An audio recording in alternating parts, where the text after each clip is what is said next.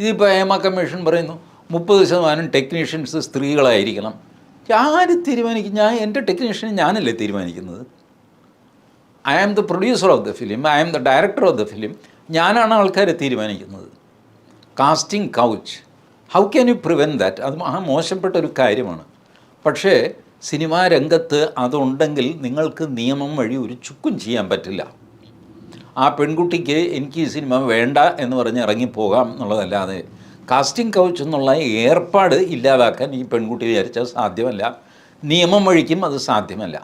കാരണം ഉഭയസമ്മതപ്രകാരമാണ് അവസാനം ഈ കൃത്യം നടക്കുന്നത്. അപ്പോൾ നിങ്ങൾ എന്തു ചെയ്യും?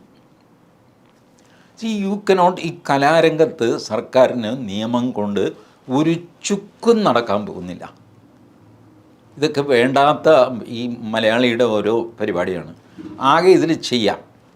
സർക്കാരിൻ്റെ സ്റ്റുഡിയോ, സർക്കാരിനിപ്പോൾ സ്റ്റുഡിയോ ഉണ്ട്, ചിത്രാഞ്ജലി സർക്കാരിൻ്റെ ഉടമസ്ഥയിലാണെന്നാണ് റിപ്പോർട്ടിൽ പറയുന്നത്.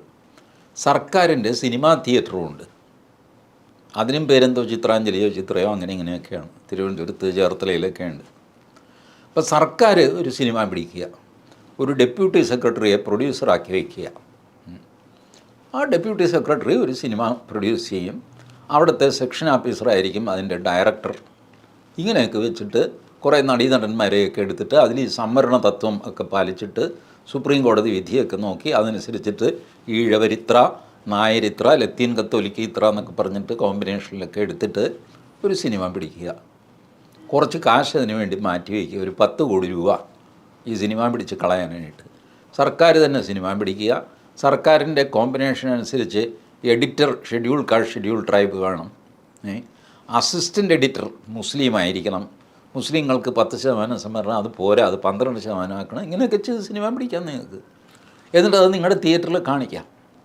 കാരണം ഈ മറ്റേ ഷീലയുടെ അടുത്ത് വന്ന ആ പ്രാന്തൻ്റെ കാര്യം ഞാൻ പറഞ്ഞില്ലേ, ഇതുപോലെ സർക്കാർ വക പ്രാന്ത് നിങ്ങൾക്കും ചെയ്യാം.